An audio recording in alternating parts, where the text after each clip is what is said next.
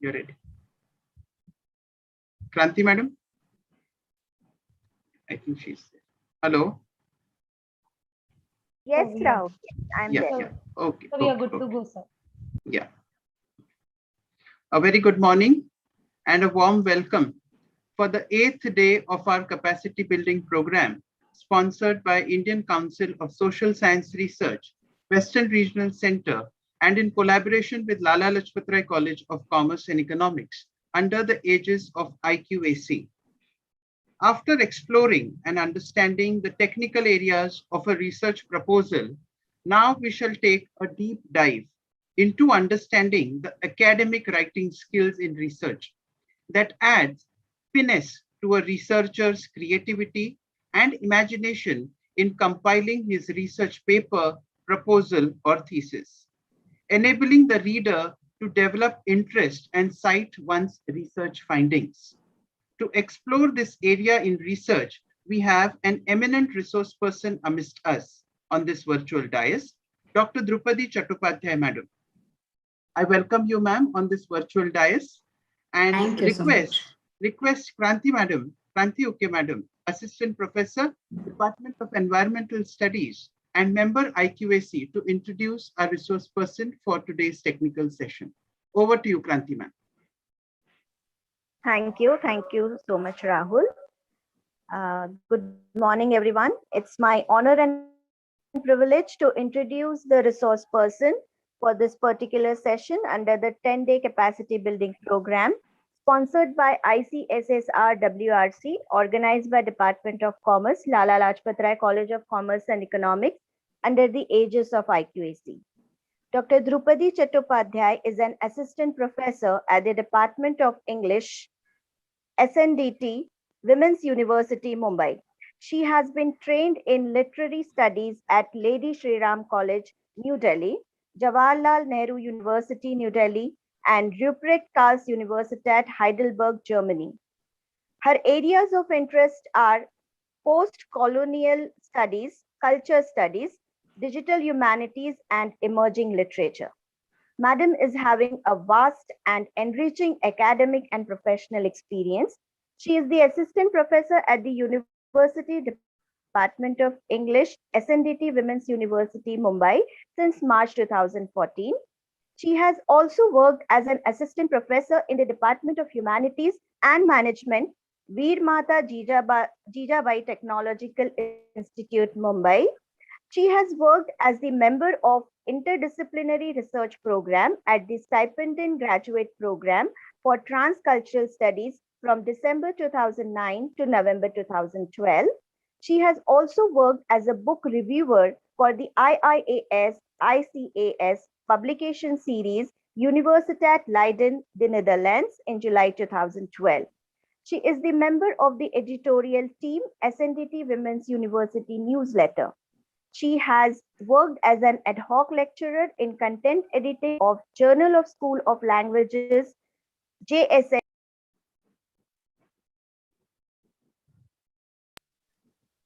to April 2008.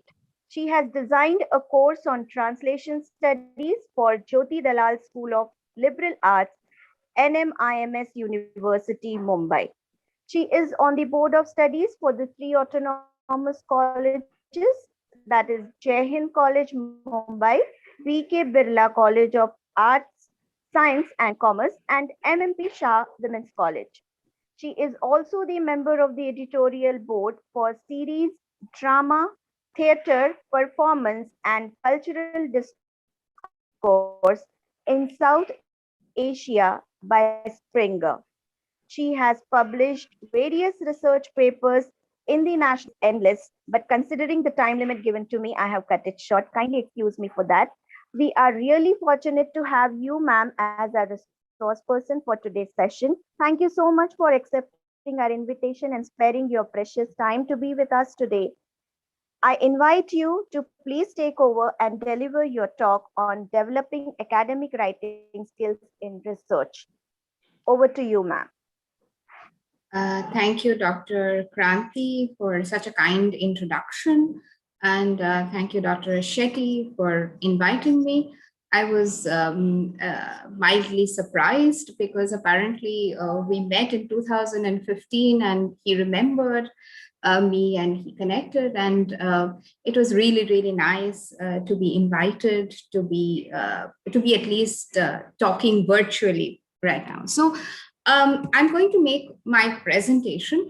But before that, I would like to share a couple of things with you. There is a lot of information which is available online as to what is academic writing and how do you go about doing academic writing. Now, as my experience goes, supervising PhD students or supervising master's dissertation, I am going to not only talk about what is academic writing and how to orient your writing towards being what is called or what is globally accepted as academic writing, but I'm also going to talk about as researchers, as people who are part of the academia, we also need to understand this notion of what it means to be an academic and what therefore is academic writing, and how are these notions also changing, right? So what we understood as academic writing, say in the 19th century, in the early 20th century, in the late 20th century, and right now is not the same.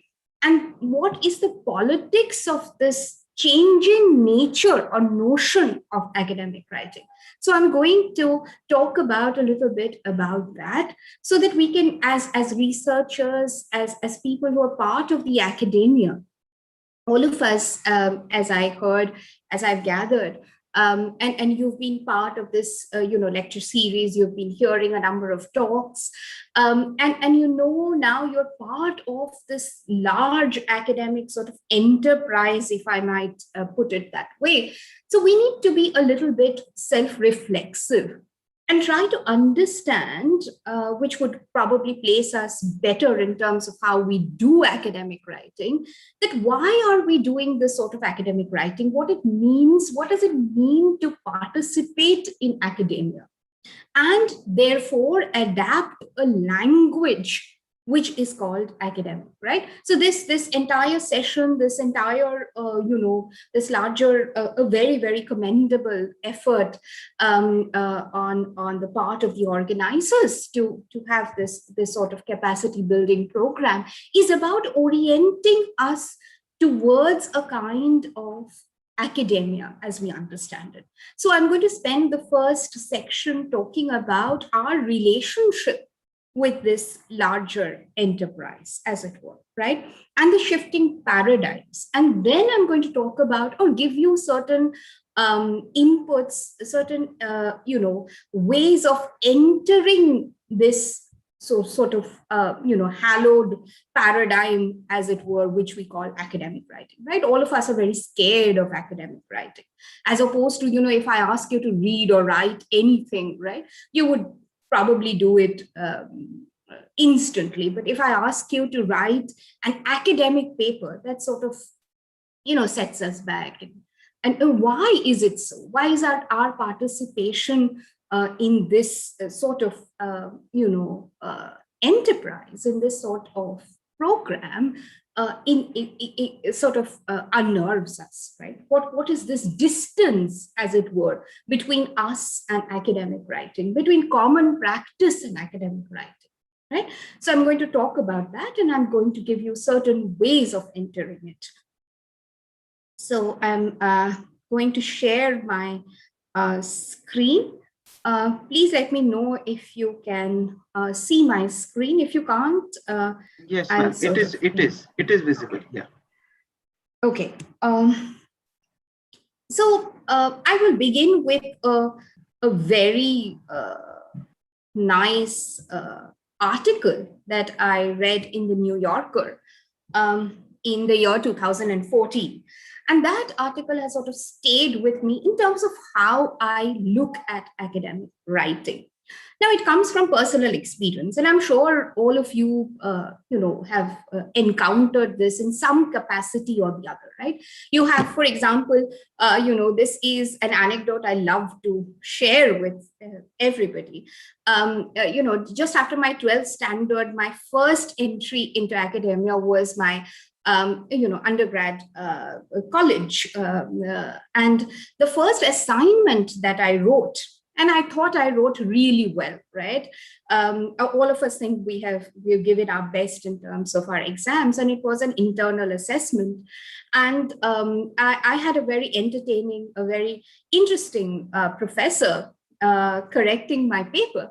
And she wrote, after I got back my assignment, she wrote all over my assignment, "This is bakwas," right? And I got it back, right? And I was shocked, right? And then I asked her, right, why is this bakwas, right? And this is the sort of answer that I got, that this is not academic writing, right? Now you have to learn how to write in an academic sort of way, right? And this article that I read by Joshua Rothman, "Why is academic writing so academic?" which was published in the New Yorker, he distinguishes the first part of the article. If you get a chance, please read it. It's a beautifully written article. And the first part of the article distinguishes ordinary writing from what is called academic writing. And I'm just going to read this and point out certain very interesting arguments that he puts forward. He says, ordinary writing, the kind you read for fun, seeks to delight, and sometimes to delight and instruct. Academic writing has a more ambiguous mission. And this is something that we have to keep in mind when we indulge, when we engage in academic writing. So he says that academic writing has a more ambiguous mission. It's supposed to be dry, but also clever, faceless, but also persuasive, clear, but also completist. Its deepest ambiguity has to do with audience. And we will come back to this point of engaging with the audience. What kind of audience are we talking about? Academic prose is ideally impersonal, written by one disinterested mind for other equally disinterested minds, right? So this is not, as he says, it's written in a very humorous way, but what it essentially says that the purpose of academic writing, as opposed to ordinary writing, is to, in some sense, disengage. And this is something that we need to keep in mind. It is not necessarily conversationalist, right? The way that we are used to in terms of ordinary writing or ordinary speech. But because it's intended for a very small audience of hyper knowledgeable, mutually acquainted specialists, it's actually among the most personal writing that there is. And here comes the contradiction, right? At some level, it is impersonal because it has to be distant, as he says, as compared to ordinary writing. But it is meant for people who are, as he says, hyper knowledgeable. So they are already part of the discourse that you're participating in, right? So they are not rank outsiders like you would have for ordinary writing. Mutually acquainted specialists, and it's among, therefore it is your personal engagement with these discourses which becomes very important, where you have to persuade what he calls hyper knowledgeable, mutually acquainted specialists. If journalists sound friendly, that's because they are writing for strangers. With academics, it's the reverse, right? So we are not actually writing for strangers, although it is impersonal. We are writing for people who are part of our discipline, right? So we are not writing for a general audience. So I think this is a very, very good, very interesting way of understanding what is academic writing and how different it is from ordinary everyday speech. So you have to distinguish, it has to be personal, it has to be disengaged, it has to engage with hyper knowledgeable specialists, right? And yet it has to be very, very personalized, right? So how do we go about doing that? And why did we come to this, position where we need to do this, right? For production of knowledge, as it were. So just to go back to a little bit of history of where this idea of the way that we understand academic knowledge production, be it, giving out degrees like academic degrees like PhD, MPhil, postdoctorate, etc. Where does it come from, right? And how has that shaped the way that we think about what is called academic writing, as we just discussed? So I'm just going to quote from a very influential article by Vogler called The 100 Years of PhD in the UK, and where he talks about the history of production of this enterprise, this idea of an academic discipline of having a PhD degree, and therefore, PhD degree being the gateway to enter academia, as it were. So he says that it begins with early medieval universities. Again, I'm just going to come to that, but you have to remember that this is a very Eurocentric point of view, right? So they're talking about the way PhDs were granted in Europe. And that's very important for us because we have more or less adapted the same sort of structure. The early medieval universities, such as the University of Paris, awarded the title of master for someone who had passed their apprenticeship and were able to teach while in Bologna. They were called doctor. In some places, the doctorate became the qualification for specialists to teach at a university in law, theology, and medicine. The University of Paris seems to have been the first in the early 13th century, with Germanic states later, such as Munich in 1473, Leiden in 1580, and Utrecht in 1644. But the way that this is a brief history of the way that these degrees were granted, and the way that we understand PhD right now comes to us via Italy, via Germany, and Netherlands. But the way that we currently understand the PhD program, or the way that we engage with a PhD degree, research degree, is something that comes from Humboldt. So Wilhelm von Humboldt proposed a new type of university based on research and teaching, introducing the idea of Lernfreiheit, that scholars should be free to specialize. And here comes a very, very interesting sort of difference from the way that universities functioned earlier to universities after, the Germanic states would take up this discipline, and Humboldt sort of introduces it, right? Where you're supposed to specialize. You're supposed to be a specialist in a certain area, and you are supposed to be known by that specialization, as it were. As education minister, he was instrumental in the establishment of the University of Berlin, now Humboldt University, in 1810. And from the start, did introduce a PhD, Dr. Phil, which was based on research and influenced the teaching at the university. Other universities in German-speaking world soon followed, right? So this idea of specialization, the idea of narrowing down, the idea of having specialists is the origin of the way that we understand PhDs right now. And it comes from, as you see, it comes from Germany. And just to make a sort of very lame joke, but maybe that is the reason that academic writing is supposed to be so dry. Germans, as you know, lack a sense of, they're believed to lack a sense of humor. But we have to understand, as we understand how this specialization, this notion of specialization, which is tied to academic writing emerged in the 19th century. We also have to understand how it traveled to the third world or the colonial nation states, the way that we are part of, right?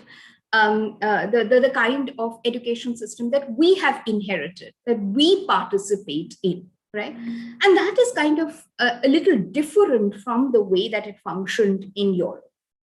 Because you would know for a very, very long time, in Europe, most of these organizations, these institutions were elitist, right? Only very few people were allowed to go to universities, right?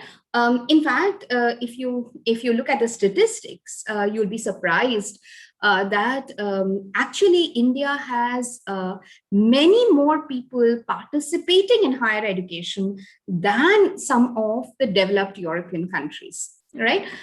So it still remains a very hierarchical structure, and it comes from, as we discussed, from medieval idea of universities where only very few people went to university. So knowledge production, control of the way this knowledge was produced at universities was very elitist. Whereas, and that starts to loosen only in the 1950s and 1960s, right? Where what is called in Europe the massification of education, but that comes much later.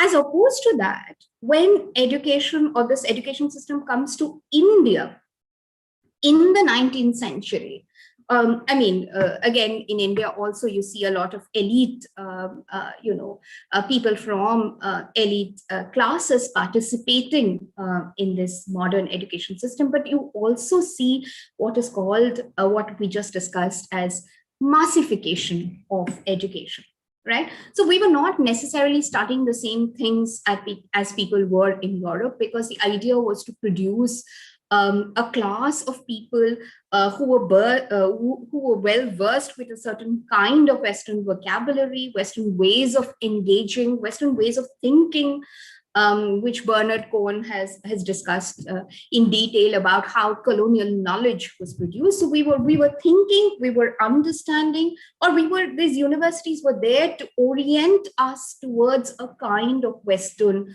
thinking, a Western frame of participating in these educational endeavors, and they were there primarily to produce a class of people who would then go on to become bureaucrats, would participate in the colonial government machinery, right? And from there we have progressed a lot, right?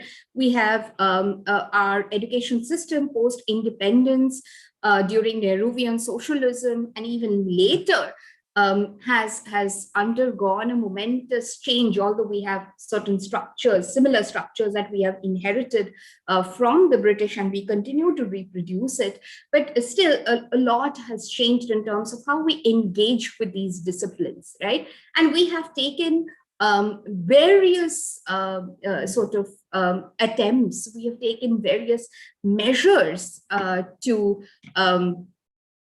note, to see that they do not that they reach the masses, as it were, right? I'm just and this idea of the university, therefore, in India is not identical, or we cannot see it as mirroring, simply mirroring the way that they were there in Europe. And therefore, the research paradigms that we need to adapt, that we are talking about, need not necessarily be, and this is the larger point that I'm going to make, that they do not necessarily need to replicate the models that are there in the West. And now we have means of doing that, and I'm going to talk about that. But just I'll talk about a few notes of academia and a sense of belonging, and the idea of the university in India. Okay. So a very, very recent article, right? Just a second. Just a second. There is a problem. I'll just get back. Just a minute.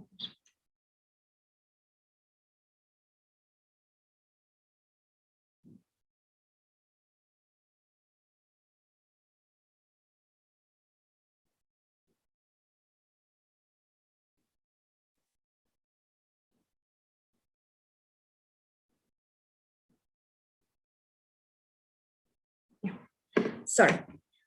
Yeah. Swatashita Sharkar in the idea of the university in Economic and Political Weekly in 2020 makes these distinctions, and I'm quickly going to run you through it. And if you have if you want to read further, there are these two excellent volumes that are edited by Debarika Bhattacharya, The Idea of the University Histories and Context, and the University Unthought Notes for a Future, where he talks about how we should not necessarily, and there are various essays which talk about how we need not necessarily just mimic and reproduce Western models of knowledge production. The history of the modern institution, the university in India, has been largely ahistorical in that it displaced in one go the remnants of the homegrown idea of a university as incapable of satisfying the requirement of the colonial state apparatus.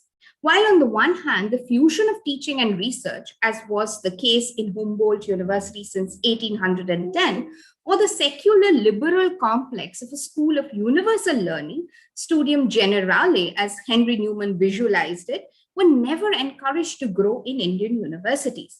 The idea of a university was uprooted from its own context and was established in another context to fulfill the immediate interest of producing graduates to fill up the salaried positions emerging in the wake of the colonial rule. This is what we just discussed, and how this notion has shifted how modern universities, the kind that we are part of, participates in this is you can read that further. So from this, we can now move on to where we are right now, right? So we have to understand that academia is neither homogeneous nor static, right? So the way that we understand academic writing, our position in academia is not homogeneous, right? There are various, rural versus urban divide, state universities, public universities, research organizations, and the way that they participate is very, very different. So it's not homogeneous, right? And to add to it, something that I'm sure will be discussed in this program as well, that it is also hierarchical in terms of language, right? In India, it is largely an Anglophone hierarchical structure, right? So it is not homogeneous nor static, it is moving. For instance, in the national education policy of 2020 is going to radically change the way that we function right now, right? And we have traveled from elite institutions to now there is a lot of importance now being given to massification of education. We're going to get diploma degrees, various exit policies that the NEP recommends, and the idea is to reach the masses. So the idea of knowledge production, or what kind of knowledge therefore should be produced, the researchers, the kind of as researchers, we also need to understand what kind of knowledge needs to be produced. That is also going to change radically. And state is playing a very, very crucial role in the way we assess, participate, and perform in academia, right? So the UGC, the AICTE, the NAC, there are various parameters, that are continuously telling you what or how you should participate, right? These notions shift also according to the ways in which desirable knowledge is produced. And this is very, very important for all of us, right? So what, if I write a paper on something that nobody's interested in, nobody's going to publish that paper, nobody's going to fund my research, right? So whether we like it or not, we think that we are independent researchers. We think that our academic production is independent of everything else, but it is part of various schemes, whether we like it or not, which tells us whether the knowledge that we are producing is desirable, right? In India, for example, you can consider bodies like ICHR, Indian Council for Historical Research. In fact, this particular program is sponsored by ICS, our Indian Council for Social Science Research. So they're all telling you what kind of, they're approving certain things. So they're telling you what kind of knowledge should be produced for what kind of audience, right? But there are also peripheries of knowledge dissemination, right? Where these bodies are not able to always dictate the way knowledge is produced, right? There are alternative modes of engagement also, right? So people are, for example, a very, very good example is the way some of you might be familiar with it, that the Dalit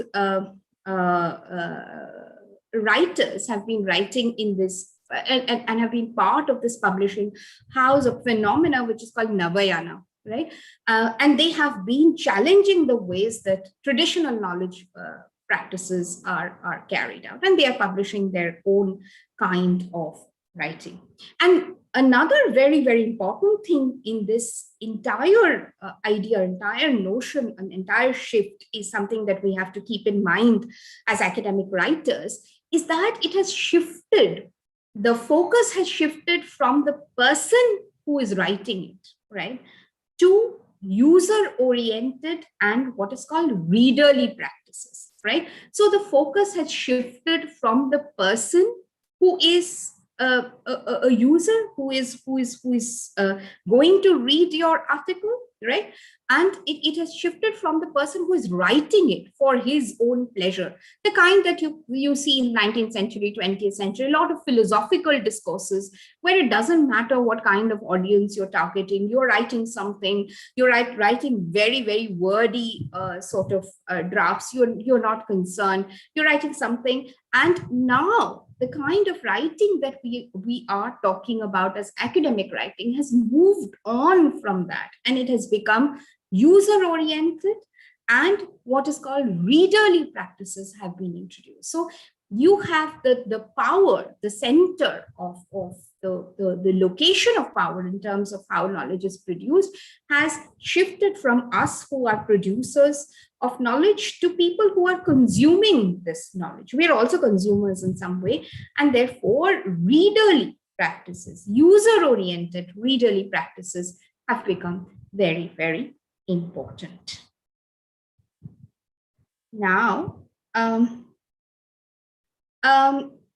so that we need to understand that there is a relationship between, going back to Michel Foucault, the notion of relationship between power and knowledge. So the kind that the knowledge that we are producing, we think it is innocuous. We think nobody's dictating it, but it is being dictated. It is being regulated. It is being, people are telling us how to produce a certain kind of knowledge. And something that we need to keep in mind, and I saw the program and it has been discussed in detail, is terms of production. How do you ready your material so that these gatekeepers of knowledge, which is large publishing houses, journals, universities, they accept your writing? And most importantly, the Western eye, right? So the way that we write is dictated largely by something that goes back about 3,000 years, right? In a lot of ways, the academic writing, that the way we understand as persuasive, as argumentative, as writing in a certain format, is derived from primarily Greek oral culture of persuasion and goes back to Aristotelian notion of rhetoric, right? But now we have a lot of critical responses and alternatives. We need not necessarily reproduce what the West thinks as knowledge, right? Only when the West recognizes it as knowledge, we need not necessarily reproduce that. So a lot of resistances have come from what is called post-colonial writing or writers. And you see that Spivak, in a very, very famous book called Death of a Discipline, talks about how we need not necessarily write for the market, right? And something that we need to be mindful of is how open resources and are challenging these. Now there are so many open platforms where you can publish, and that is sort of challenging this very, very confined notions of what is academic practice. A very good example is something that you can look up later on, which is the Stanford Literary Lab, right, of the University of Stanford. They published something online called pamphlets, right? So it takes the idea from 17th century where you would write things against the monarchy, against the king. You don't want to get caught and be killed, right? So you would write pamphlets, right? You would not write things which are published from publishing houses, but you would write pamphlets which are very, very political in nature. And this is something that the Stanford Literary Lab, for instance, does. So we need to understand, once we've understood these contexts, right, we need to understand in the Indian context, right, for you and for me, what does it mean to write, right? So it is still largely an Anglophone culture, right? Still located within the confines of universities, also that is changing, regulated by UGC from time to time. So for example, the UGC careless journal, so that they're going to tell us where you can publish and how you can publish. But, right, digitization has profoundly changed or altered or provide resistances to a lot of these practices. For example, you can now over these COVID times, we have now learned how to interact over digital platforms. We have learned how to bypass Europe and maybe talk directly to countries in Africa, in Latin America. I see a lot of conferences, a lot of talks being organized where we are bypassing these traditional gatekeepers, right? Which is very, very interesting. And again, academic writing now is not in India, is not necessarily confined to writing a thesis or writing papers. It is, there are various kinds of repositories where you will find various academic material, including podcasts, visual material, PPTs, etc. And you will also find a demystification of university and university structure that has come about in the recent years, where a lot of academics are having these courses on UGC portals, which are meant for online teaching, like Swayam, etc. And this is very interesting and very important, that the way that we understand traditional practice of academic writing, the way that you understand, the way that you study in universities and learn, that is changing dramatically as we speak, right? It is becoming pluriform in nature. So it is not just typing an article. Sometimes now that you have the new journals, the new e-journals, for instance, gives you hyperlinks. So you're not just writing one particular continuous piece. You're breaking it down. You're linking it to various sources, right? You are attaching. Now there are also multimedia journals, for instance, right, where you can attach a video or visual along with your article. So it is challenging. It is dismantling what we understand or understood as good old academic writing, which need to be published by a publishing house, which needs to be peer reviewed by certain hallowed journals. So that idea of text of print is also changing. It's becoming more and more what is called pluriform in nature. You are having podcasts, you also have social media engagements, right? You can also write, critique, produce material in various social media platforms. And very important, I think I'm speaking from a humanities and social sciences perspective, but some of you are from commerce, and probably you would find parallels in your discipline as well. That the way that we understand research, the way that we think about research is also changing dramatically as we speak. So changing nature of discipline and therefore research problems and methods. For example, a discipline in the last 10 years, which has, completely revolutionized a lot of ways in terms of how we teach literature. I can talk from my discipline, is called digital humanities, right? Where we're talking about something that we never talked about, right? So when you talk about literature, you associate it with close reading, right? You read from a text and then analyze it. And now digital humanities is saying that you can look at various kinds of data. You can manipulate that data. You can graphically represent your result, right? Something that you have never ever imagined can happen in literature studies, and something that is called distant reading as opposed to close reading, right? So you graphically represent, you look at the number of times a word has been used using computer programs, right? And digital archiving has also dramatically changed the way that we understand sources. What is a source, right? Hybrid forms of engagement. You're not only engaging with sources which are textual, you are engaging with various kinds of sources. You're engaging with multimodal sources, right? So something that spans from real life into the virtual life. In most of the research questions that we can think about, we have to now, whether we like it or not, engage with the virtual. So it is moving from the real world to the virtual world, and the vocabulary therefore is also changing. And academia is now also directly involved in digital activism, right? So we are all part of a larger digital enterprise. Whether you like it or not, you're participating, you are active, you're responding, right? And forms of knowledge making have also changed, right? Our research methods have also changed, as we have realized with the COVID situation, for example, right?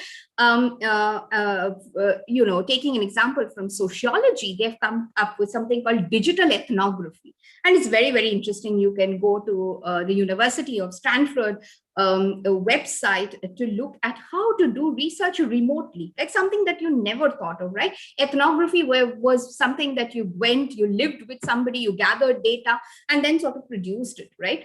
Unless and until you really met that person and took his signature or whatever it is, that data that we're talking about was not valid data.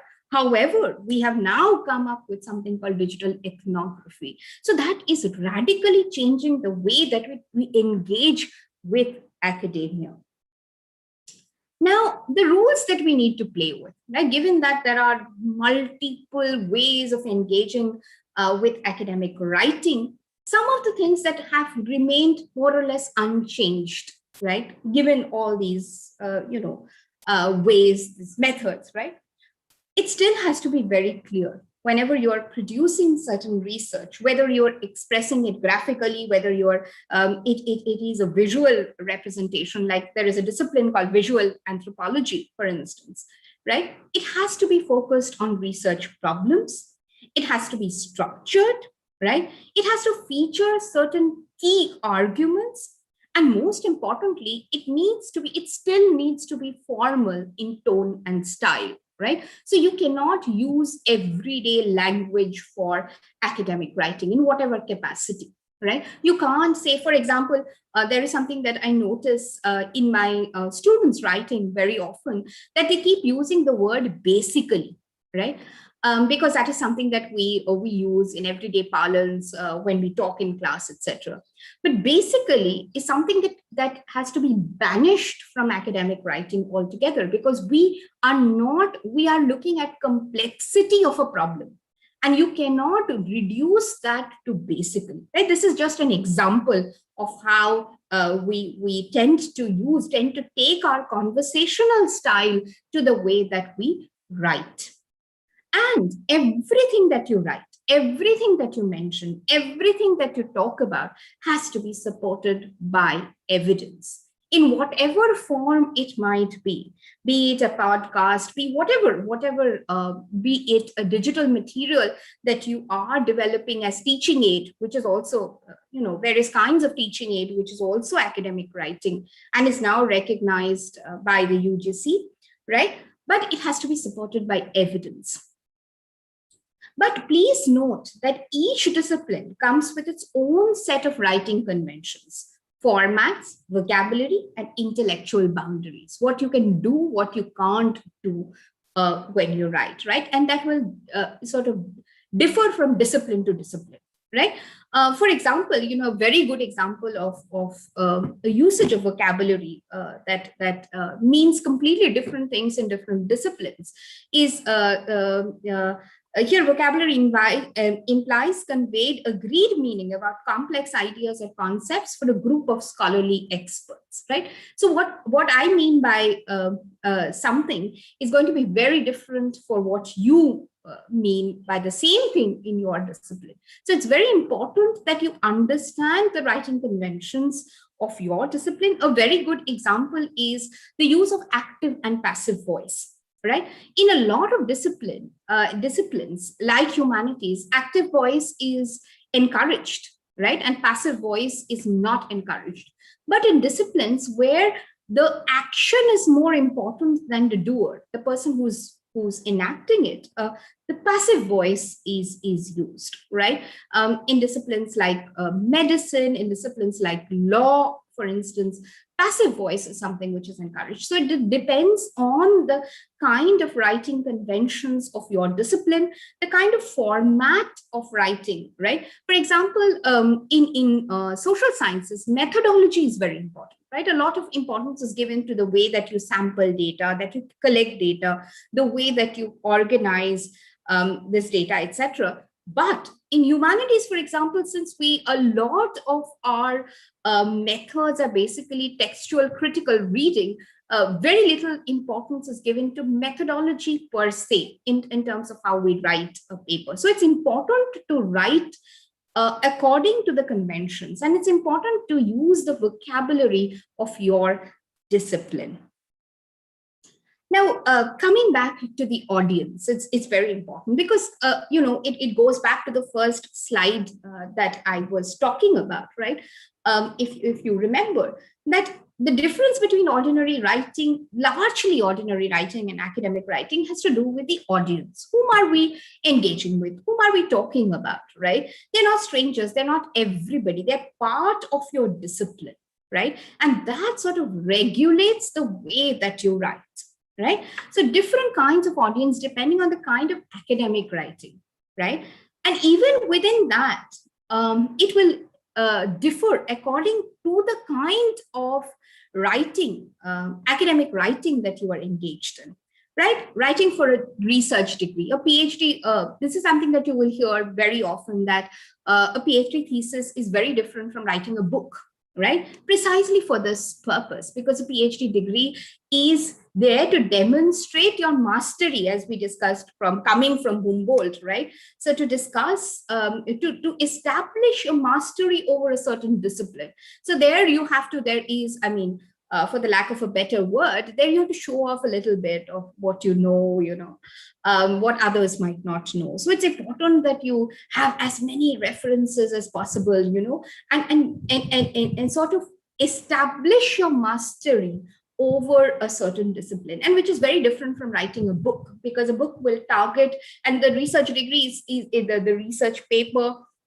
meant for a research degree is meant for your supervisor and meant for the external examiners who are already experts in your field. So in your particular field, and therefore, the paper is sent out to be reviewed by them. But in a book, even if it is a scholarly book, it is intended for a larger audience. So it has to be written in a slightly different way. The way that you write term papers, you intend the term paper for a certain person, for a certain professor, and you have to abide by the kind of arguments, the kind of ways or methods that she or he has proposed. How you present a research result, again, will be different from the way that you write a PhD thesis. Writing proposals for funding is very, very different. I think there was a question about that in one of the chat boxes, right? So that is meant for a specific audience. So you have to know the kind of, although they are not strangers, they are not nobodies, then they're part of the academic culture, as it were. They are different sets of people that you need to target. And therefore, your writing has to be oriented according to your target audience, right? Writing academic reports, again, as a lot of us are working for various organizations, and we continuously write academic reports, right? For NAC, for this, for that, right? So that is also a kind of academic writing, and that is meant for a very different kind of audience. So what your audience knows, again, something that we talked about, this is a readerly kind of writing. This is user oriented, right? So you have to orient your academic writing according to the person who's going to read it. And therefore the terms of evaluation will then differ. While your audience might not know everything about your specific topic, you have to remember in academic writing, he or she is intelligent and familiar with a number of theoretical positions in your discipline, right? So you cannot talk down to your audience in academic writing. That is very important. Even when you explain a lot of things, this is something that you will find us, falling into a trap of doing, that we tend to, in our earnest desire to explain a lot of things, sometimes we try to talk down, right? And that is something that one has to be very, very cautious of in academic writing. Audience will determine the way writing is organized or structured, as I've given you certain examples, and the vocabulary, right? So if you are, say, writing for a funding agency, right, who might not be, say, ICSSR, right? So it is a larger body, right? And you are, your discipline is one among many disciplines. You would probably, try and avoid vocabulary which is not familiar to everybody from the social sciences. So it's important to organize your vocabulary. It is important to tinker with your vocabulary. It is important to suit your vocabulary to the kind of audience that you are targeting and the kind of writing that you are engaged in. For example, in a PhD research, you might want your research to sound denser, and therefore would want to include a lot of vocabulary that your supervisor and the person and an expert who's in your part of your field is familiar with, right? And when you intend it for an interdisciplinary funding agency or interdisciplinary research, it's very important that we come to a common understanding of the kind of vocabulary that we can use. For interdisciplinary research, it's important to understand what are the other disciplines who are involved in this interdisciplinary sort of engagement, and to suit your writing to that kind of research. And you would probably want to use a more generalized vocabulary, right? Now, attending to your research question, this is something that you can never forget in academic writing, whatever you do, in whatever, as I said, even if it's a visual essay, right? A very good example is Tasveer Ghar. Tasveer Ghar publishes visual essays where there are a number of pictures, one after the other, and they're arranged to give you a sense of an essay, right? Even in that, a research question can never be forgotten. What is the purpose? What is the idea of this sort of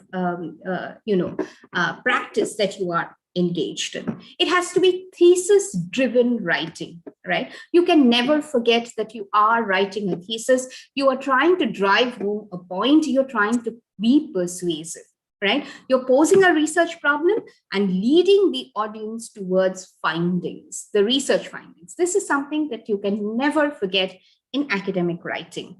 Explaining and attending to complex ideas without diluting them. This is again something that is very, very important, right? So when you are talking about a research problem, when you are breaking down the research problem into its component parts, right? Smaller components, and then trying to deal with it, you are attending to complex ideas, right? This is higher order thinking, right? If you go by Bloom's taxonomy, that is something that a lot of you are familiar with, I'm sure, that you know that we are now in a research project, in a research paper, we are functioning at what is called higher order learning. And in higher order learning, you're attending to complex ideas. But the challenge is to present these complex ideas in a way that people can understand and yet not dilute its complexity, right? The thrust of the research paper lies in its complexity, right? You're trying to explore a complex question, and that is what identifies your research paper. So again, and when you do this, has to be evidence-based writing. This is not what we do in classes. We learn in classes, right? We speak as a matter of speaking, or arguments in debates, etc. Everything that you see has to be evidence-based writing, right? There is a very interesting and very good quiz on, I'll probably share it with you, which is part of the Yale, University of Yale Writing Center, which talks about what are the things that you should, what are the things that needs evidence, right?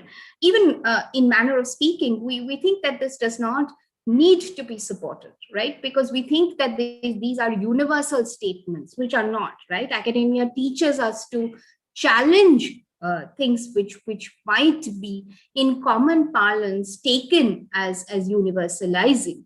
So everything that you say has to be evidence-based writing. And you need not litter your academic paper with jargon wherever and whatever and however you please, but you need to apply jargon, right? You need to apply specialist terminology in appropriate places. Please make sure that the jargon that you're using, the specific terminology that you're using, you know how to use it, right?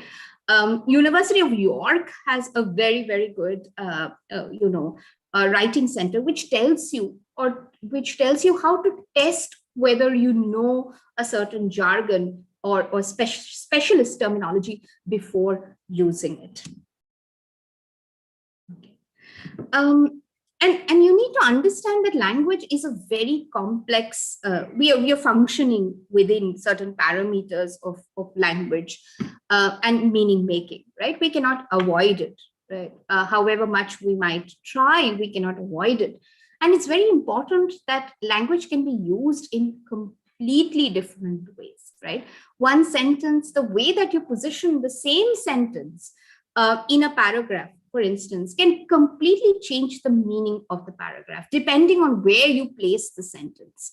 So it's very, very important that we understand that although we need to convey a certain idea very forcefully, we need to understand that a lot of our academic writing depends on the way that language is used and interpreted, right? And there are nuanced, the kind of academic writing that we engage in, which is at the PhD level and beyond, research writing, that it largely depends, because we are looking at a nuanced point. We are not looking at broad points, general points, right? We are looking at a very, very nuanced point, nuanced understanding, nuanced thesis. Therefore, the language that you use is very important, and the kind of meanings that can be, you have to attend to the kind of meanings that can be drawn out from the way that you write. That is very, very important. Words and meanings are often nuanced and hence should be used based on the epistemological culture of the subject, right? So where is it coming from? Where is this word coming from and how we use it? A very good example that I can immediately think of is in political science, the way that we use civil society and the way that political scientists use civil society. So if they write civil society, it implies hundreds of years of discourse on the notion of civil society, which for us is not the same, right? For example, if you talk to somebody from the army, they would say that anybody outside the army or the armed forces is a civilian, and they will say, oh, that is civil society, right? Or uncivilized versus civil society. In common parlance, the way that we use civil society is not the way that a political scientist would use the notion of civil society. So it's very, very important that you know the way that this word, this terminology has evolved in your discipline, and the way that meanings can be produced or drawn out from there. And I said, as I said earlier, also the arrangement of sentences, right, in a paragraph can radically change the meaning that one can draw from the paragraph. Because as I will go to critical reading in a few minutes, and you can see how we also need to read critically to be able to write critically. And there, this becomes very important. The way this is arranged, the way we use words, for example. We should avoid vague language that will confuse the reader and draw them away from the complexity of the research problem that has been presented.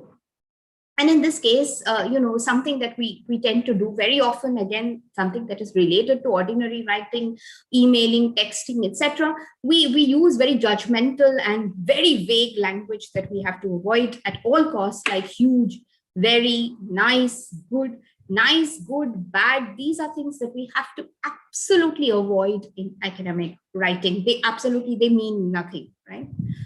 And we should not, and this is again from experience that I write, that we should not use exclamation mark in our writing, and it is not considered formal. So a lot of my students, to express how excited they are about something, they will include an exclamation mark in their writing. This is something that has to be avoided at all costs, right? And the last point is perhaps very, very important. And this is a leap. Taking this leap for a lot of us have been very difficult, which is moving from descriptive to analytical writing, right? So we are used to descriptive writing because this is what undergraduate studies teaches us, right? So the kind of long answer type questions that you get asked in a paper, right, is basically, write about whatever, right? And then you keep writing 20 pages or 15 pages describing what is asked of you in the question. And then we get into this examination mode where we try to describe everything and not engage critically. Right? So critical logical engagement is extremely important in academic writing. And I'll just come to critical thinking and critical writing, which is very, very important and contributive to academic writing in general. So first thing that we have to do when we write analytically is to move away, reading and writing critically is to move away from descriptions. So don't try to describe things in a research paper. We are not here to describe. Descriptive writing is meant for term papers. Descriptive writing is meant for examinations, right? This is not going to be descriptive. This is not an essay on, as you did in school, describe something, right? And analytical thinking, and I've taken this definition from Purdue Owl, analytical thinking means breaking something into its different parts. And I find this definition very, very useful.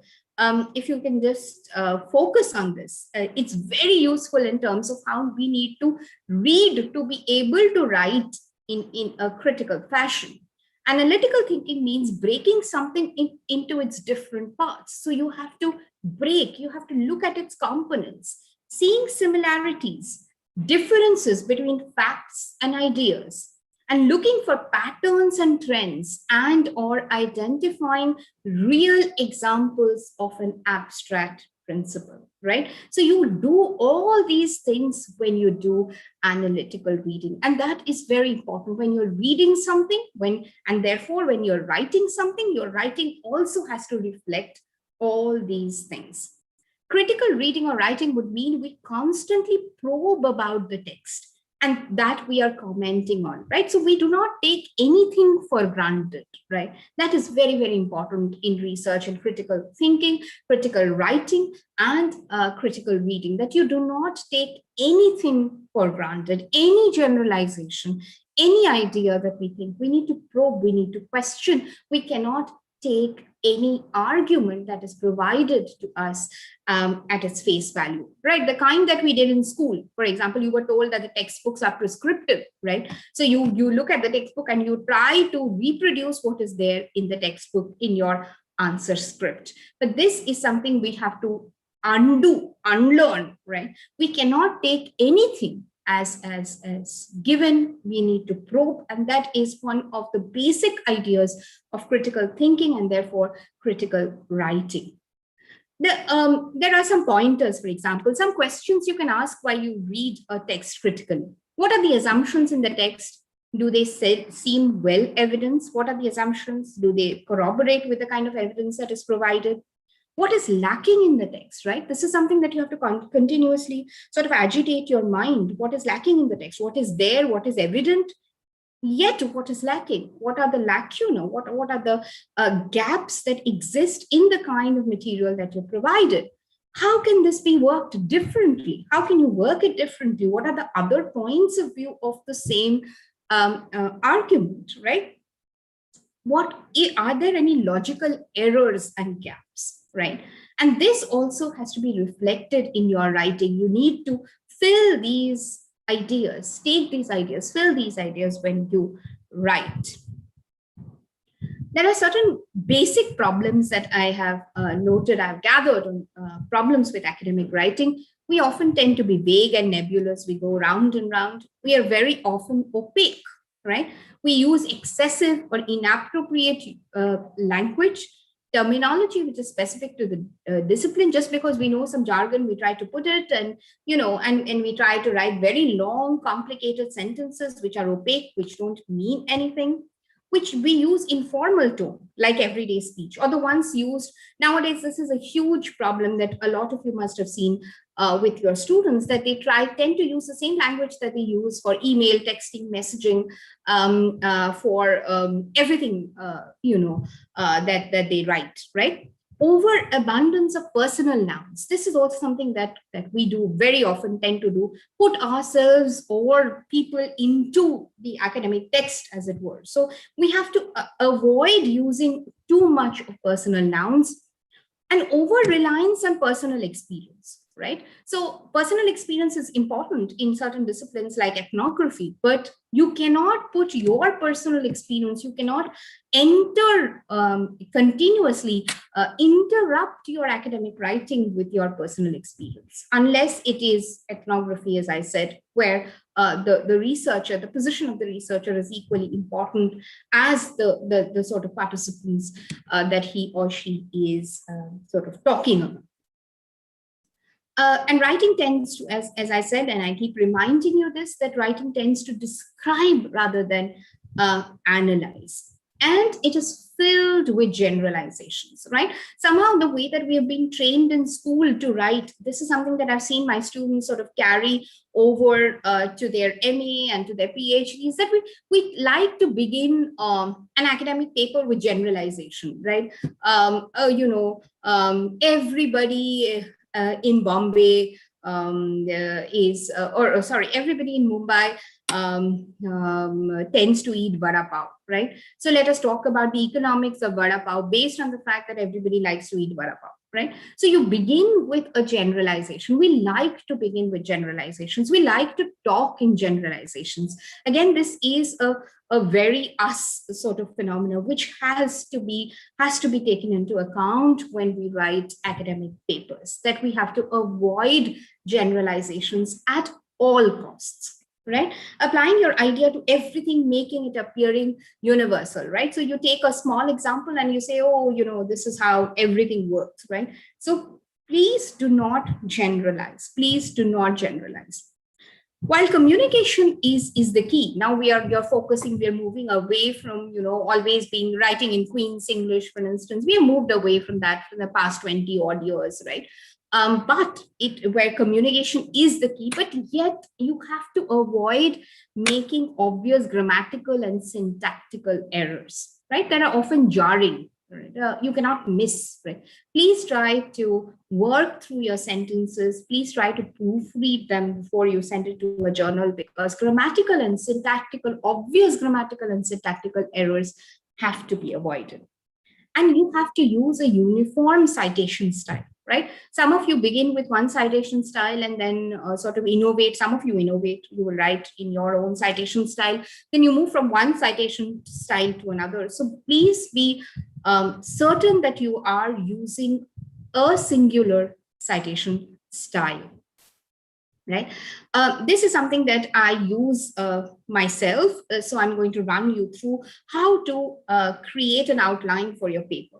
So first, write your basic argument, and don't attempt writing a mystery or thriller, right? So don't, don't think that you're going to suddenly spring your basic argument at the end of the paper, right? Don't do that. Write your basic argument. What is your basic argument when you prepare an outline?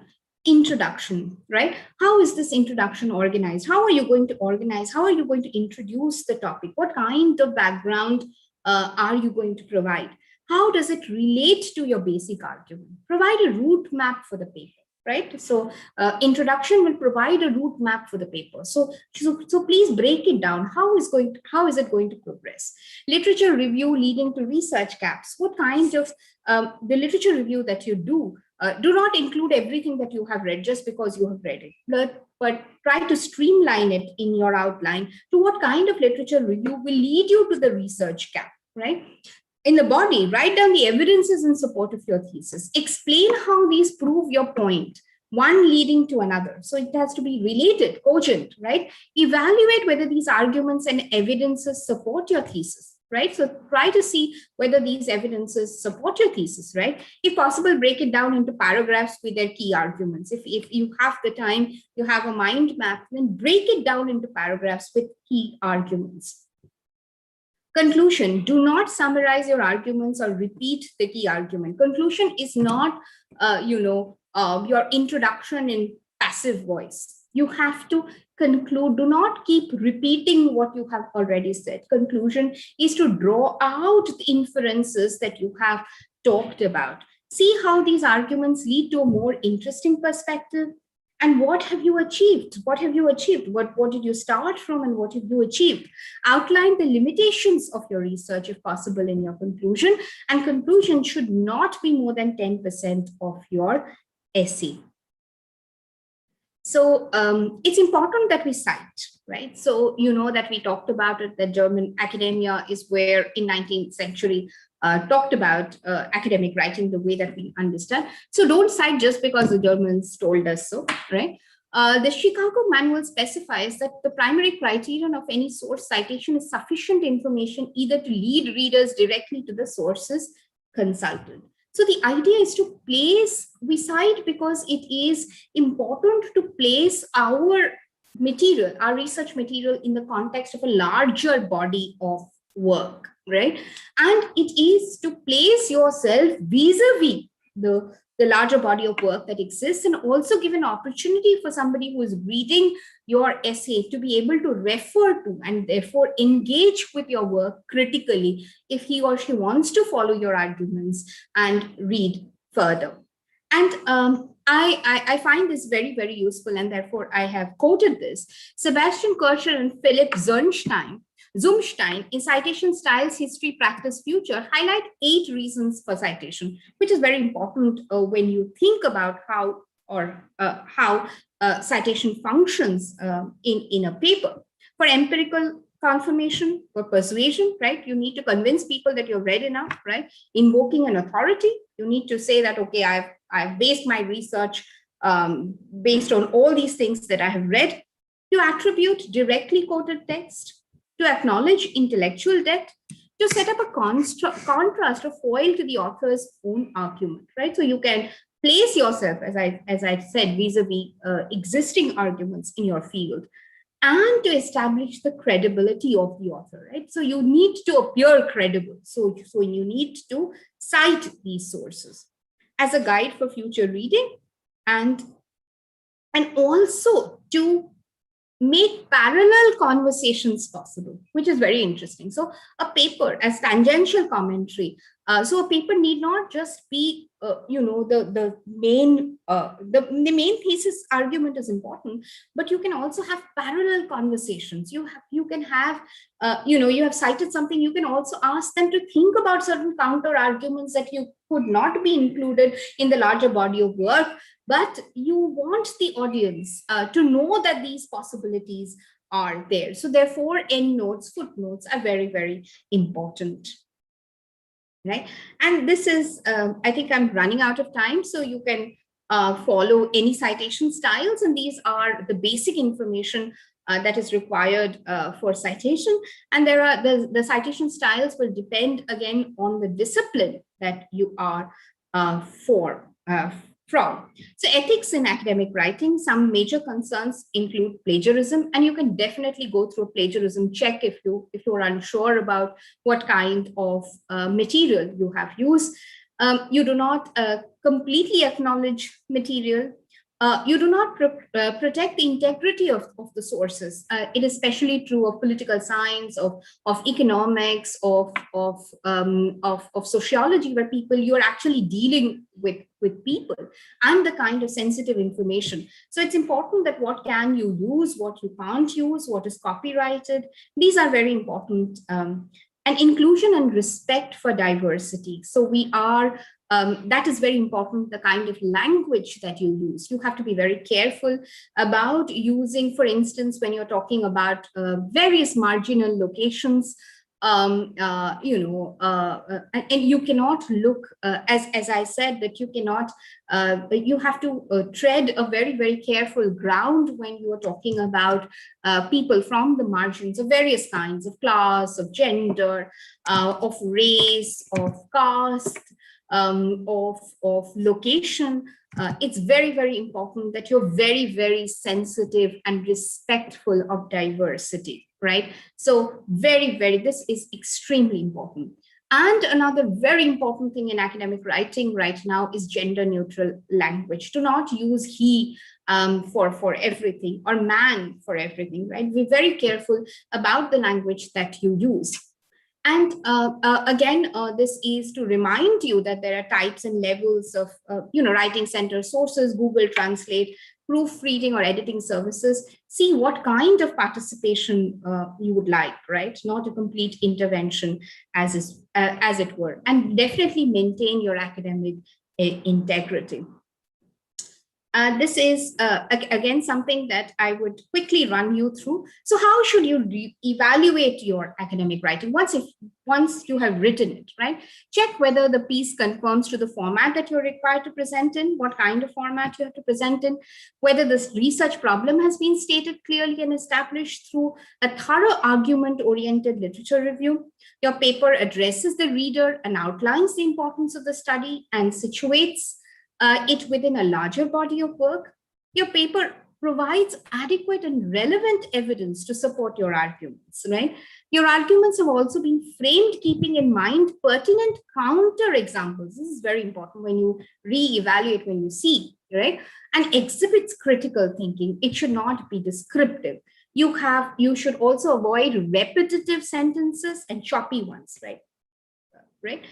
And you should also see that this paper is written in a cogent, logical style with neat paragraphs. One idea, one paragraph, right? So paragraph should contain 4 main elements: unity, coherence, logical sentence, and adequate development. And proofread for grammatical and syntactical error. And this is very useful, and I personally use it when you are checking your academic writing for being opaque, for using too many things, for being more complex, and you would like to streamline. You would try to provide a very concise sort of argument. use the paramedic method, which was developed by Richard Lanham and in his famous book called Revising Prose. So how do you do that, right? I think Dr. Shetty, do I have like 5 minutes or I have run out of time? No, then no, I can. Ma'am, you can. No, ma'am, you can definitely go ahead. Okay. No problem. So we can delay the second session, not a problem. Yeah, I'll just take 5 minutes. I think this is kind of interesting. So the 7 steps of this method, how do you know that your sentence, how do you check, self-evaluate using this paramedic method? So you've written something and you want to check, right? So circle the prepositions, draw a box around the is verb forms, ask where is the action? Change the action into a simple verb, right? Move the doer into the subject. Who is kicking who? Eliminate any unnecessarily slow wind-ups. Eliminate any redundancies. If you follow this method, I can share this link, or you can, it is from Purdue OWL. You can definitely check it. It's very, very useful in sort of organizing your sentences. How do you know that your sentences are becoming long, wordy, doesn't mean anything, becoming opaque? When you think you are doing that, this is a very good method of getting around it and reshaping your sentence into a more logical, streamlined sort of fashion.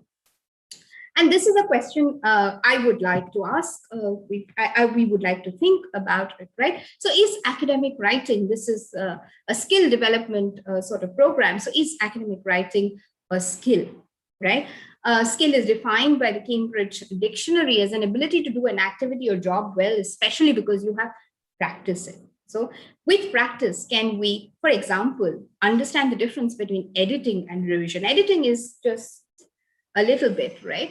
But revision is something that we need to engage in any kind of academic activity, because we need to keep engaging with the peer reviewer, talking to other stakeholders who are part of this academic process to be able to evolve our paper into a peer-reviewed, a more streamlined sort of work. Writing and reasoning, these are the 2 skills which we can, I think, which we can definitely develop through practice in terms of academic writing, and definitely a work ethic through it. Here are some of the sources that I've used, and I can, if you want, I can share them with you. That's all from me today.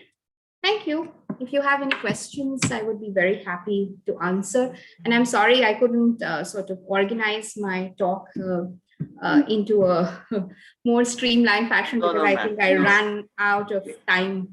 It was absolutely the best. No, not at all. There is a question, ma'am, if you permit me to take the questions ahead. Yeah, please do. Yes. There is a question from Miss Aarti Modi, madam.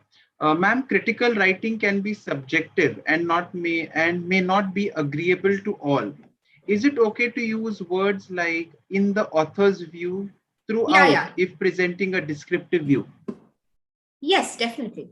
We have changed our idea about producing. That's why, we can have another session altogether on what is knowledge and how we have produced, what is politics of producing knowledge. For a very long time, we thought that knowledge is objective, right? So that has completely changed. Knowledge is not objective. Knowledge is continuously, as I suggested, some of the bodies that I have named, we are continuously being actually made to think in certain ways. We think we are independent, but we are not. So there is nothing called objective knowledge. And what is accepted as objective knowledge is also debatable. For example, you would know this very, very famous work by Sandra Harding, where she talked about how, sciences, social sciences also had this problem. Sandra Harding has this very famous essay called What is a Feminist Method, right? And where she talks about how this notion of objective, or what is objective knowledge, is actually a very, very patriarchal notion, right? Women were not part of this knowledge-making system, as it were. So whatever was considered objective was, in a sense, from a very male perspective, including sciences, right? So, for example, you know that you can see this online. A number of articles have come up in the recent past, which talk about how even medical problems concerning women's bodies were not considered for a very, very long time, right? So the problems that we discuss, the research problems that we discuss, the way that we attend to them, we have in the last 10 or 15 years, we have dismissed this notion that there is or there can be objective knowledge. Even disciplines which we consider objective are not objective. So yeah, definitely you can use, depending on the convention of your discipline, you can definitely use your perspective. And knowledge is subjective. Knowledge is not objective. It is dictated by various things, right? Your class location, your gender location, your caste location. And these are things that we are talking about all the time. So it is not objective, madam. And thank you for asking that question. That's a very important question, actually. Thank you, ma'am. There is a question from Madam Vyoma. She's requesting us to unmute her. If we can unmute her, ma'am, IT team. Yes, sir. Good afternoon, ma'am. I have a question. Since I belong to the Department of Humanities English, I can definitely get the words like Eurocentric and a kind of an politics behind the language that we always talk in post-colonial literature. But when we talk about academic writing, if we think around academic writing as something Eurocentric and things which are actually from a post-colonial point of view, from margin and all those, then is it that we have different academic writings? Because academic writing in general, when we talk about giving a lot of importance to writing a paper from subjective point of view, I mean the stream point of view, do we have multiple academic writings as such then? Yes, we do. And this is what I was trying to tell you, that in the last 10 years, for instance, the way, in a major way, in the way that digitization has sort of changed this equation.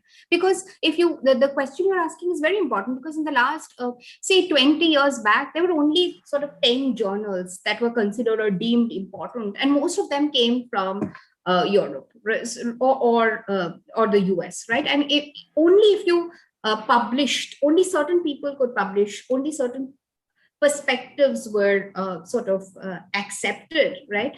But if you look at the sort of counter narratives, in these open resources, in various kind of digital repositories, the multifarious, the pluriform sort of voices in academia that has come up, and various ways of engagement, right? Not just academic papers per se, but podcasts, but academic material, various kinds, learning aids that are available, is challenging this unitary notion of what it means to write in a certain way, right? And that has completely changed, right? And we are also contesting it. We are in the process of doing that, right? A lot of Spivak's writing, as you would know, since you're from humanities, you would know that yes, a lot of Spivak's writing talks I'm about this language, this notion of language, and resisting language as resistance, right? So yeah, we are doing that. We are in the process of that, right? And various. Ma'am, in spite of that, I have, if I can pause you, in spite of all these things, it's so unfortunate that we even now focus on writing only in Scopus and all that journals which are absolutely Eurocentric. Absolutely. And that needs to change. And also the academic output, the notion of academic output also needs to change. So we can definitely have a conversation on the idea of university, as I wanted to discuss that, but this is too little a time. Because how is our idea of university changing? What is our notion of academic output, right? What do you consider as academic output? Is it only H index?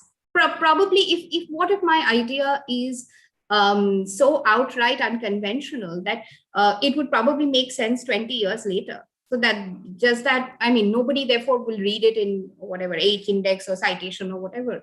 And might cite 20 years later. That has happened with a lot of works.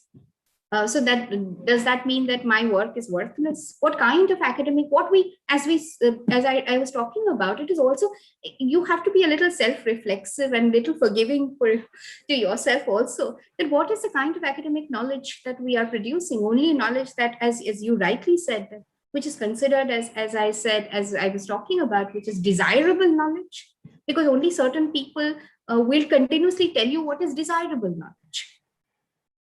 If you look at a lot of research right now is policy-based research, because that is considered desirable knowledge, right? So you should definitely read this edited volume by Devaditya Bhattacharya on the idea of a university. It will really give you very interesting ideas about how we think about our academic practice, right? Not just academic writing, but what are we doing when we are writing a paper? What are we doing? What kind of interactions are we having? I hope this answered your question. I don't know whether it answered. Vyoma madam, I hope your question is answered correctly. Yes, I think she has said that in the chat box. It says point me. Thank you, ma'am. Okay. Oh, she's muted. Yes, we have one question from our very own faculty and head department of English, Madam Munmi Chaitri Barua, ma'am. I would request the IT team to kindly unmute, ma'am. Sir, done. Yes, ma'am, over to you. Yeah, thank you, Rahul, for unmuting. IT team also. Dhrupadi, Chattopadhyay, ma'am, thank you so much. A very touching, inspiring, and wonderful session, in fact, especially for people belonging to humanities, right? Ma'am, regarding this, I don't know, should I call it a question or sharing my, viewpoint, whatever you take it, whichever way. I think with Pather Panchali's direction by Satyajit Ray, and later on that another article that followed with the title called Our Films and Their Films. Although the message is not clear there, but definitely there is some kind of hint late Satyajit Ray must have given us, that why don't we look at our own culture, at our own literature, at our own things that are highly rich, but somehow we are ignorant about it. Now, when we talk about literature, you see, now we have, since we've been doing or we have done in English and so on, it's European, and then slowly things are changing. We started with English one and so on. But if you really come to Indian scenario, we have so much so, ma'am. Now, recently I started reading translations and all. Take any number of stories, any number of, writing from anywhere, pick it up. Whether you call it Jata Kathas, or you can call it, Panchatantras, or, Betal Pachisis and so on to begin with. And there are very many, like whatever I know little bit, it's like a drop in the ocean. So much so. Then why there is no such, inclination towards coming back to our own root, our own ancient culture and literature, which should have been actually there, I believe. This is not a question, I sincerely believe, ma'am. This is your opinion, and I would be very, very glad to know that. Yeah, I think you are absolutely right in a lot of observations, but we should also remind ourselves not to fall into a trap of trying to go back to a original pristine route, because what we think of traditional, as I said, that we need to also think of it in more complex ways. What we think of as traditional is also something which was constructed only in print in the last 200 years. So we need to first engage very, very critically with what are the various ways or multifarious ways of engagement. For example, there is a very interesting article by Brian Hatcher. He's a very famous Sanskrit scholar, and he writes about how there were multiple smritis available, right? So in the 19th century, and it was the colonial government which gave a lot of importance to one particular smriti, which is the Manusmriti. And sort of organized knowledge in those ways, right? That it became the only one. Whereas in India, or in because of our diversity of cultures and cultural influences over the past 3,000, 4,000 years, there have always been multiplicitous forms of engagement, multiple ways of looking at things, multiple forms. So we have to be, I think we have to sort of explore that. If we are to go back, we have to explore this multiplicity and not necessarily look for, like a European model, look for a unitary model, as it were. So we have to look for these complexities and engage in these complexities. And I don't know whether that was an adequate response, but that is all what I feel about. And you're absolutely right that we should definitely look at indigenous ways of engaging with various things more and more. I mean, we are doing it, but that should be sort of taken very seriously. Yes. Thank you so much, ma'am. With your permission, I think there are no questions as such, but there is an opinion that is being given by Vyoma madam in the chat box, which says that unfortunate one university a day ago Yes, dropped Mahashweta's. Delhi University. Yes. Delhi So University. yes. Dhrupadi. Yes. Can it's we, very unfortunate. Yes. Ma'am, can we have the poll being run in your presence, if you don't mind? Yes, we can. Yeah, sure. IT team, if you can. Participants, kindly note that we are having the poll questions on your screen, please. There are 2 questions. Actually, we were discussing these questions in some form or the other, yes.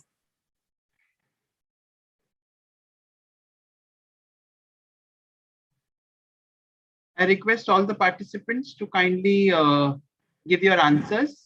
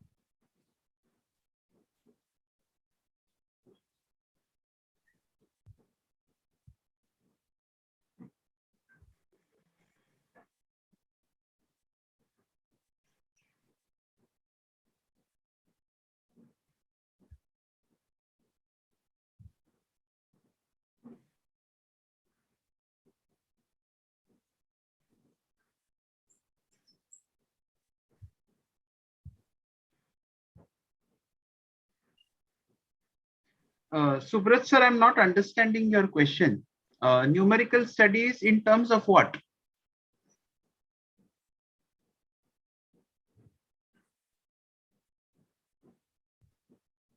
Because numerics are involved at the time of data analysis, and that is how we interpret. Yes, and that was very clearly explained yesterday and day before, sir.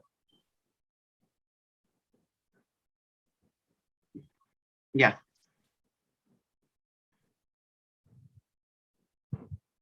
Participant, last 1 minute more because we have only 2 questions today. Yes, last 1 minute. We won't regenerate the poll. I request everybody to kindly complete the poll.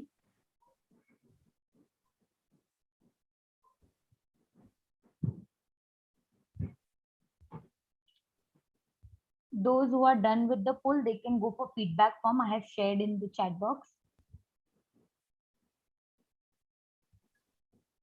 Jyoti madam, please tell me how many still left. Sir, still we have 23 participants to go. Yes, please complete it. Please complete it quickly. And it's been now 3 minutes already. 30 more seconds. Because there are only 2 questions. Sir, I have launched for everybody. I don't know. Maybe you were out due to network issues, and when you came back, so that's why it was not visible to you, sir.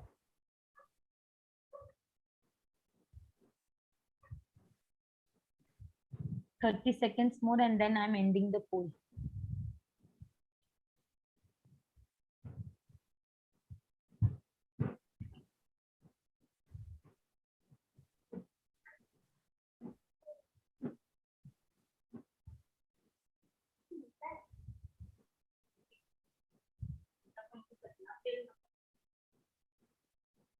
If the network is wavering from your side, you may not get the poll screen on whichever, whether it is a desktop or your mobile phone may not be visible sometimes.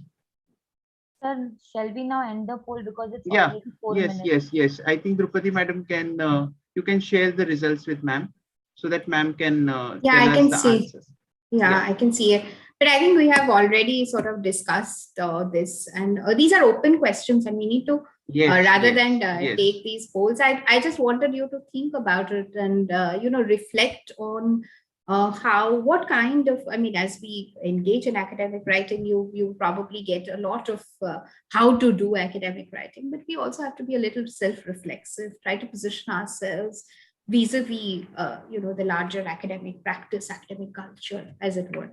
So that is the two ideas that and digitization is, as you know, is changing the way that we understand methods, the way that we understand evidence, the way that we understand how we represent.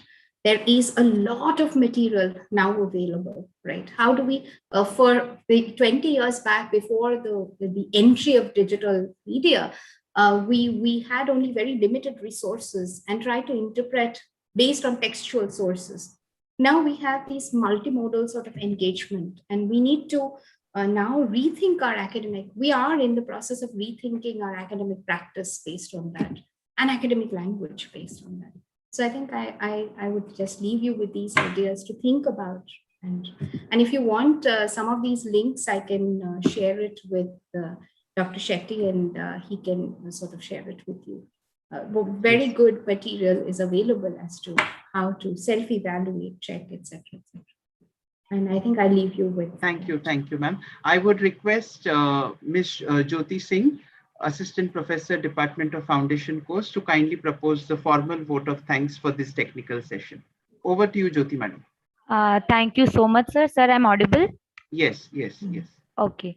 On behalf of ICSSR, WRC, and Lala Lajpat Rai College of Commerce and Economics, I express my gratitude to Dr. Dhrupadi Chattopadhyay Madam for her insightful session on developing academic writing skills and research. Ma'am, you have almost covered every aspect of developing a writing skill, starting from what is academic writing, origin of academic, then shifting notions of academia, academic writing in the Indian context, digitization, and academic writing. In that, you have mentioned about social media engagement, podcasting. What are the rules to play in academic writing? That it should be very much clear, structured, focused on research, key arguments, formal tone, style. Even you have covered the points. What are the problems that people face while academic writing? The guidance you gave, that the creating an outline for any of the paper. Even ma'am, you have talked about the ethics in academic writing, where a very nice point, ma'am, you have mentioned that about the gender neutral, like we always express only one tone, he or she. So it is also very, very important when we are writing the research paper, it should be neutral, like we are when we are talking with the audience. Also, you have talked about the self-evaluative academic writing, critical thinking, reflective thinking. So thank you so much, ma'am, for your valuable time, and within 1.5 hours for giving such valuable input to us, ma'am. Thanks a lot, ma'am. Thank you so much. It was a pleasure. And thank you, Dr. Shetty, for inviting me. Thank you, madam. Pleasure is all mine.